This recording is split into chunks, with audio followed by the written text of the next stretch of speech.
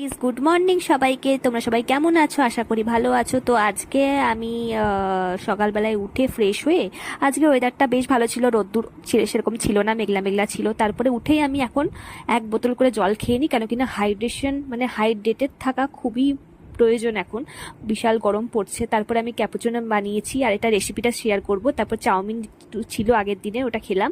খেয়ে তারপর একটু বাজারে একটু টুকটাক কিছু কেনার ছিল, তাই জন্য বেরিয়েছিলাম। আর যেহেতু আজ রোদ্দুরটা কম ছিল, তাই জন্য অসুবিধা হয়নি। তারপরে এসে আমি একটু ফ্রেশ হয়ে আবার পড়তে বসে গেছি, কারণ পড়া রিলেটেড অনেক কাজ ছিল। যেহেতু আমার বাইরে জেরক্সের কাজগুলো ছিল বলেই গেছিলাম, নাহলে আজকে বেরোতাম না, কারণ আমার এক্সাম আছে। তো তার জন্যই আমি পড়তে বসে গেছি। পড়ার পাশে একটা বোতল রেখে দিয়েছি, যাতে আমাকে উঠতে আর না হয়।